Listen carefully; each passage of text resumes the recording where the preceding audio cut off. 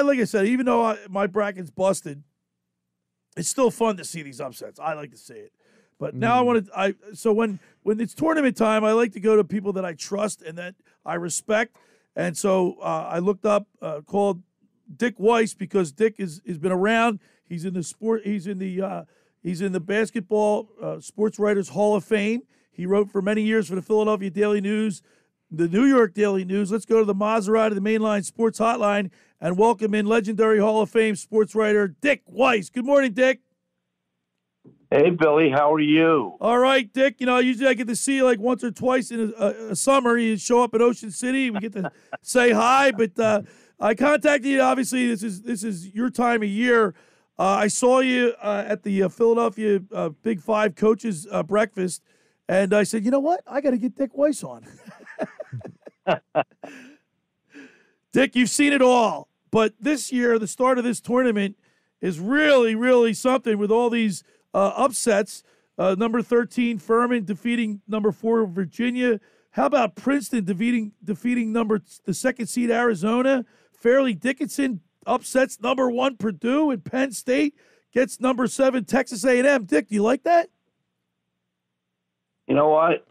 I'll tell you what I think. I think the selection committee really ought to revisit the way they seed teams. Wow. They automatically, non-Power 5, Power 6 teams are double-digit seeds, and they disregard the fact that there may be actually good players at a lot of these teams. And I think every time a little guy wins, every time FDU or Princeton, two Jersey schools, end up winning as 15s and 16s, it just reinforces that point. I think that all too often we worry about taking care of the Power 6 conferences so they can get as many units as possible and giving them seeds that would allow them to go deep in the tournament. And we've already seen 2 teams that were trendy picks for the Final Four get knocked out. I mean, Purdue and Arizona. And they not just got knocked out, they were outplayed by both teams. Yeah, but Dick, doesn't that make for a really good tournament? I mean, you get people. I mean, David taking on Goliath. I love it. Yeah, I think the first week people love to see upsets. I think the second week they want to see the brand name teams in the Final Four. I think television does too. But you know what? I think the gap between the haves and have-nots is a lot closer than ever before, Billy. There's a lot of teams that aren't that far apart.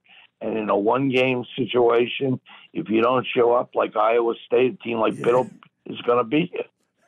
We're talking with Hall of Fame sports writer Dick Weiss. Of course, Dick, you co-written several books with Rick Pitino, John Calipari, and Dick Vitale. I got an opportunity to interview Rick Pitino. He was here in Atlantic City for the MAC tournament where Iona won that conference championship. It was a great tournament. I was pulling for Iona last night. They played a great first half. I was there. They played a great first half. They couldn't deal with Connecticut's length the second half. I mean, Shinogo and Klingon are 6'9", 7'3", and they combined for 40 points and 22 rebounds. And Iona just didn't shoot the ball in the second half the way they did the first half. Rick has got a lot of good players, but there's a big difference between a team that can get to the Final Four and a team that wants to win a game in the tournament. Thought he did a really good job keeping his team around. He has 1 or 2 kids that could probably play in the Big East, particularly Walter Clayton Jr. And Nelly Joseph Jr. But I think that Connecticut right now is a different animal. You know, early in the season, Connecticut went to Portland to play in that BK 85. They beat Alabama by 15 points, and Alabama is beat up all. If Connecticut is playing like that, they have a chance to play with anybody in the country. And frankly, we're going to find out how good I like their chances against St. Mary's tomorrow. And frankly, I like their chances against Kansas when they play them out west. Wow. We're talking with legendary sports writer, Hall of Fame sports writer, Dick Weiss. Dick, it's first time since 1977. None of our Philadelphia college teams have made it to the dance. I'm really worried about that. I'm worried about the fact that so many local stars are leaving. I mean, Kentucky's roster next year is going to be filled with kids from Philadelphia and Camden. Wow. I mean, Weiss and Bradshaw and Justin Edwards, who are 3 of the top 5 or 6 prospects in America, are all leaving. We've reached a point where it's getting harder and harder to keep the local kids local. It's getting harder and harder to keep players, stars in the Catholic League, which had always been one of the great feeders for Philadelphia, local. It's just, there's not the same feeling for kids to go to Big Five schools as there was back in the 60s and 70s, Billy. And because of it, you end up starting to recruit in different areas. You're not sure that you're going to get local kids to come to your school. I think Aaron McKee tried. He got 3 kids out of South Jersey, and he got Nazir Miller from Goretti, but it wasn't good enough for him to keep his job. I mean, we're going through tough times right now. I mean, St. Joe's is struggling to win games. LaSalle.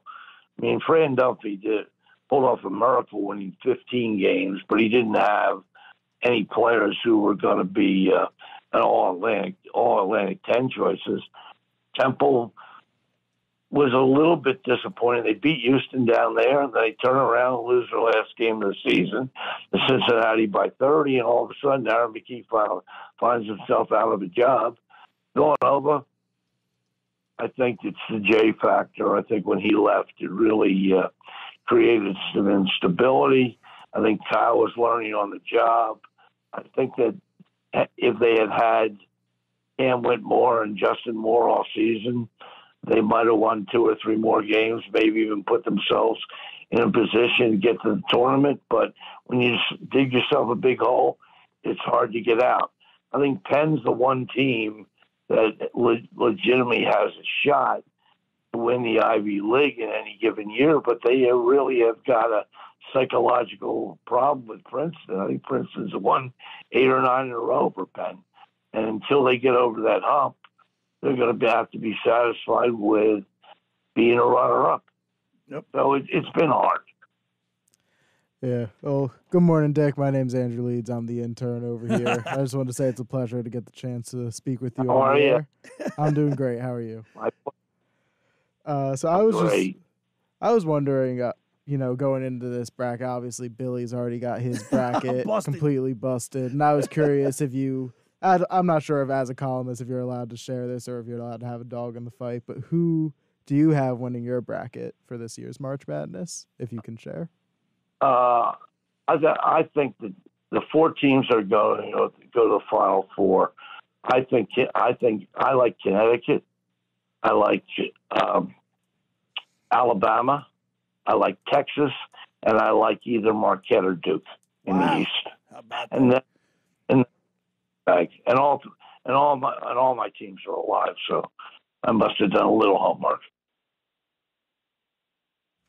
We're talking with legendary Hall of Fame sports columnist Dick Weiss. And Dick, you've seen it all. What's some of your fondest memories of that's something that sticks out in your mind? I mean, you've attended over 45 Final Fours and 35 championship games.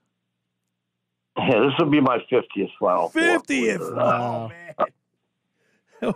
Well, Dick, a big number. What team? Look, you always remember when local teams do well.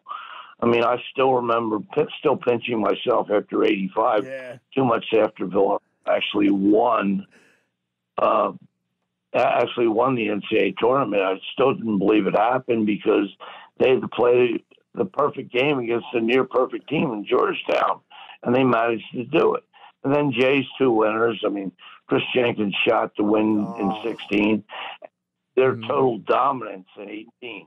I know a lot of people in Philadelphia like to say that LaSalle 69 was the best Big Five team ever, but the Villanova team in 2018 won every tournament game by double figures won the national championship, and has produced two players, Jalen Brunson and Mikal Bridges, who are currently have contracts in the NBA for $90 million and $104 million with the Knicks. That's unbelievable. So that's pretty. Yes, they played the style way to win very effectively. All right, Dick. Well, listen, I really appreciate you taking some time this morning to talk college basketball with us. We really appreciate having you on, and enjoy the rest of the tournament, March Madness. Everybody have a nice day in there, okay? All right, yeah, thank you, too, Dick. There he is, Dick Weiss, legendary Hall of Fame sports columnist for the Philadelphia Daily News and the New York Daily News. Dick Weiss on the Maserati, the Mainline Sports Hotline.